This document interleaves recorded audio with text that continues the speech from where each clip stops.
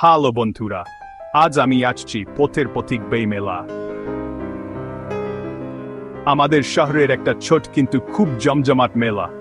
গেটটা পত করে ওরা পতাকা আর একটা বড় সুন্দর ব্যানার দিয়ে সাজানো। পরিবার, ছাত্রছাত্রী আর সব বয়সের বই প্রেমীরা দলে দলে কুকছে, সবার মুখে হাসি। ভেতরে সার রঙিন স্টল, তাম্বুর রামধনু, মানুষের হালকা কথাবার্তার আওয়াজ আর নতুন বইয়ের মিষ্টি গন্ধে বুড়া। এখানে একটা অন্যরকম জাদু আছে। কত গল্প অপেক্ষা করছে, কত অভিযান শুরু হওয়ার জন্য তাড়াতাড়ি। চলুন ফুকে দেখি কি কি দারুণ জিনিস অপেক্ষা করছে। প্রত্যেকটা স্টলিয়ান একটা আলাদা জখ, কোনটা বেশ বড়, কোনটা আবার বেশ আরামের, আর সব স্টলেই থোড়ে সাজানো নানা রকমের বই। চোখে পড়ল রবীন্দ্রনাথ আর শরৎচন্দ্রের ক্লাসিক বইগুলো, ইয়াদের পাতায় রয়েছে চিরকালের গল্প।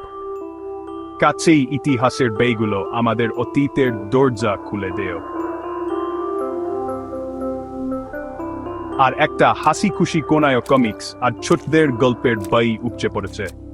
ছোটরা ভিড় করেছে, চোখে মুখে উত্তেজনা। বাবা মায়েরা তাদের পরের ওয়ারভেচারের বইটা বেছে নিতে সাহায্য করছে। ছাত্রছাত্রীরা পাতা বই খুঁজছে, বড়রা নতুন বইয়ের মধ্যে ডুবে গেছে। মেলায় একটা শান্ত হাসি খুশি ভিড়, সবাই গল্পের টানে এক হয়েছে। বই আর বই প্রেমীদের মাঝে থাকার মধ্যে একটা শান্ত আনন্দ আছে।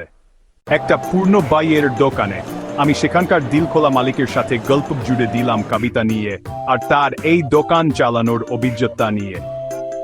কাছেই একটা ছোট্ট মেয়ে খুব উৎসাহের সাথে তার প্রিয় কমিক চরিত্রের কথা আমায় বল, ওর ওই আনন্দটা ছুঁয়ে গেল। বইয়ের জন্যেই কথা শুরু হয়, অচেনা মানুষও বন্ধু হয়ে আয় অল্প সময়ের জন্য হলেও। চোখে পড়ল একটা সিম কার্ডের স্টল। যারা বাইরে থেকে এসেছে তাদের যোগাযোগের সুবিধার জন্য এটা বেশ ভালো ব্যবস্থা। ছোট্ট একটা ব্যাপার, ব্রেক টাইম জাপান, কিন্তু এইতেই মেলার আন্তরিকতা বোঝায়। এখানে সবাই নিজের বাড়ির মতো স্বচ্ছন্দ বোধ করে, সে এখানকার হোক বা দূরের। দৌড়াগুড়ির পর খাবারের স্টলগুলোর দিকে মন টানল। গরম পাকোড়া, জাল চাট আর মিষ্টি জিলিপির গন্ধে চারপাশ মন করছে। আমি আমার খাবারটা চেটেপুটে খেলাম, দেখতে লাগলাম পরিবার আর বন্ধুরা মিলে হাসাহাসি আর গল্প করছে। নতুন বই প্রকাশ আর গল্প বলার আসরের ঘোষণা পরিবেশটাকে আরো জমজমাট করে তুলেছে। এই মেলাটা আসলে বই, খাবার আর একসাথে হওয়ার একটা উৎসব, সত্যিই একটা সামাজিক মিলন। দিন শেষে কিছু নতুন বই আর অনেক মিষ্টি স্মৃতি নিয়ে ফিরে চললাম। আমার সাথে থাকার জন্য ধন্যবাদ।